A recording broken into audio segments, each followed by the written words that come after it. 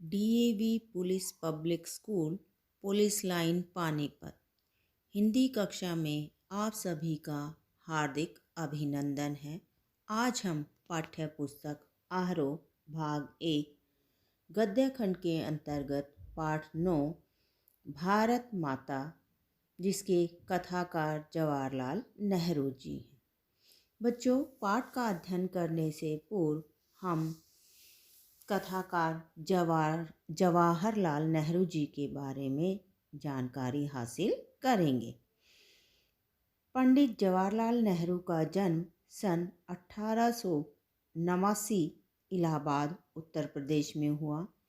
उनकी प्रमुख रचनाएं मेरी कहानी, आत्मकथा, विश्व इतिहास की झलक, हिंदुस्तान की कहानी, पिता के पत्र पुत्री के नाम, हिंदी अनुवाद, हिंदुस्तान की समस्याएं, स्वाधीनता और उसके बाद, राष्ट्रपिता, भारत की बुनियादी एकता, लड़खड़ाती दुनिया आदि लेखों और भाषणों का संग्रह।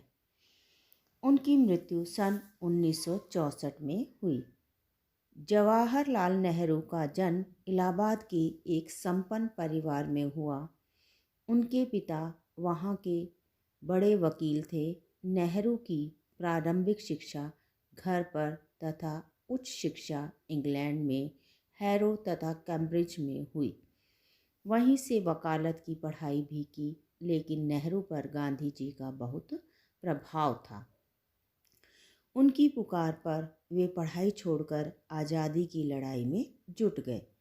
आगे चलकर सन 1929 में वे भारतीय राष्ट्रीय कांग्रेस के लाहौर अधिवेशन के अध्यक्ष बने और पूर्ण स्वतंत्रता की मांग की। नेहरू का झुकाव समाजवाद की ओर भी रहा। सन 1947 में जब भारत स्वतंत्र हुआ तो नेहरू जी पहले प्रधानमंत्री बने और भारत के निर्माण में अंत तक जुटे रहे। उन्होंने देश के विकास के लिए कई योजनाएं बनाई, जिनमें आर्थिक और औद्योगिक प्रगति तथा वैज्ञानिक अनुसंधान से लेकर साहित्य, कला, संस्कृति आदि क्षेत्र शामिल थे। नेहरू जी बच्चों के बीच चाचा नेहरू के रूप में जाने जाते थे। शांति, अहिंसा और मानवता के हिमायती नेहरू ने अंतर्राष्ट्रीय स्तर विश्व शांति और पंचशील के सिद्धांतों का प्रचार भी किया। बच्चों, जवाहरलाल नेहरू ने भारत माता नामक पाठ में भारत की धरती, संस्कृति और यहाँ के लोगों को भारत माता की संज्ञा दी है। प्रस्तुत पाठ हिंदुस्तान की कहानी का 5वां अध्याय है। अंग्रेजी से भाषांतर भाव उपाध्याय ने किया है। इसमें पंडित नेहरू ने बताया है कि किस तरह देश के कोने कोने में आयोजित जलसों अर्थात बच्चों समारोह में वे जाकर आम लोगों को बताते थे कि अनेक हिस्सों में बटा होने के बाद भी हिंदुस्तान एक है। इस अपार फैलाव के बीच एकता का क्या आधार है और क्यों भारत एक देश है जिसके सभी हिस्सों की नियति एक तरीके से बनती बिगड़ती है। यही पूरे पाठ की विषय वस्तु है।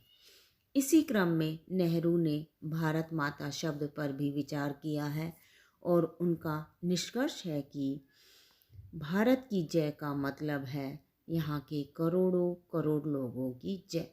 कहने की ज़रूरत नहीं कि अपने छोटे आकार के बावजूद इस लेख का कथ्य अत्यंत विराट प्रस्तुतिकरण पैना है। नेहरू जी का कहना है बच्चों कि जब वो जलसों अर्थात समारोह में जाते तो वे भारत के किसानों के साथ चर्चा करते और कहते कि भारत संस्कृत शब्द है और इस जाति के परंपरागत संस्थापक के नाम से निकला है। ऐसा उन्होंने क्यों कहा? क्योंकि भारत भरत के नाम से पड़ा है। यह शकुंतला के पुत्र थे। उन्होंने गांव के किसानों की ही बात क्यों की? क्योंकि वो कहते हैं कि शहरों में लोग अधिक समझदार हैं। वे गांव में किसानों से देश के बारे में चर्चा करते। वे उन्हें बताते कि देश के हिस्से अलग होते हुए भी एक हैं। वे उन्हें बताते थे कि उत्तर से लेकर दक्षिण तक और पूर्व से लेकर पश्चिम तक उनकी समस्याएं एक जैसी हैं और स्वराज्य सभी के लिए फायदेमंद है। अब बच्चों, उन्होंने ऐसा क्यों कहा कि किसी भी क्षेत्र में चले जाएं सभी की समस्याएं एक हैं? क्योंकि देश के सभी किसान उनसे एक से सवाल करते हैं। गरीबी, कर्ज, पूंजीपतियों का शोषण, जमींदार, महाजन, कड़े लगान, सूद, पुलिस के अत्याचार और विदेशी शासन, यही उनकी समस्याएं थी। नेहरू जी ने कोशिश की कि भारतवासी पूरे हिंदुस्तान के बारे में सोचे तथा विदेशी शासन से छुटकारा पाए। जवाहरलाल नेहरू अपनी बातचीत में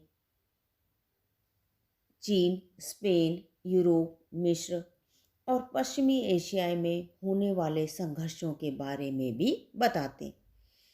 वो बताते कि रूस में हो रहे परिवर्तन तथा अमेरिका की उन्नति के बारे में बताते और उनका क्या कारण है। किसानों को विदेशों के बारे में समझाना आसान नहीं था, परंतु यह काम उन्हें कठिन भी नहीं लगा। क्यों? क्योंकि जो गांव में रहने वाले लोग थे, उनका कारण यह था कि किसानों ने पुराने महाकाव्यों तथा पुराणों की कथा कहानियों को पढ़ रखा था। कुछ थे जो तीर्थ यात्राएं करते थे। इस बहाने वे देश के चारों धामों की यात्रा कर चुके थे। कुछ सिपाहियों ने बड़ी बड़ी लड़ाइयों में हिस्सा लिया था। कुछ लोग 1930 में आई आर्थिक मंदी के कारण दूसरे देशों को जानते थे। इसलिए किसानों को विदेशों के बारे में समझाना नेहरू जी को कठिन काम नहीं लगा। जब नेहरू जी गांव में जाते तो कई बार किसान जो है नेहरू जी का स्वागत भारत माता की जय के नारे से करते थे।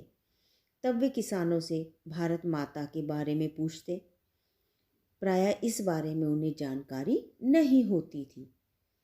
फिर एक हट्टे कट्टे किसान ने उन्हें बताया, भारत माता का अर्थ है धरती। अब बच्चों, उसने धरती तो बता दिया, लेकिन जब नेहरू जी ने उनसे पूछा कि कौन सी धरती, उनके गांव की धरती, जिले की धरती, सूबे की धरती या पूरे देश की धरती, किससे जो है वो भारत माता का अर्थ लगाते हैं? इस प्रश्न पर किसान फिर हैरान रह जाते हैं और उनके पास कोई भी जवाब नहीं होता है। तब नेहरू जी भारत माता शब्द की व्याख्या करते हैं और बताते हैं कि हिंदुस्तान वह सब है जो वे सोचते हैं, वह उससे भी कहीं अधिक है। यहाँ की नदी, पहाड़, जंगल, खेत और करोड़ों भारतीय मिलकर भारत माता कहलाते हैं। भारत माता की जय का मतलब है इन सभी की जय या तुम सब की जय। जब वे स्वयं को भी भारत माता का अंग समझते, जब किसानों को पता चलता कि हम भी भारत माता का अंग हैं, तो उनकी आंखों में बच्चों एक प्रकार की चमक आ जाती। तो इसीलिए जवाहरलाल नेहरू देश के हर कोने में गांवों में जा जाकर जो है लोगों को जागरूक करते और बताते कि भारत माता का अर्थ क्या है, उन्हें कैसे जो है अपनी भारत माता को इन अंग्रेजों से आज़ाद करवाना है, इनके चंगुल से जो है इसे निकालना है। और जब हम सभी एकजुट होकर प्रयास करेंगे तभी जो है हमारी भारत माता आज़ाद हो सकती है। और यह बात बहुत ही आसानी से किसानों को समझ आ जाती है कि भारत माता का अर्थ क्या है। आशा करती हूँ बच्चों आपको यह पाठ भली भांति समझ आ गया होगा। धन्यवाद।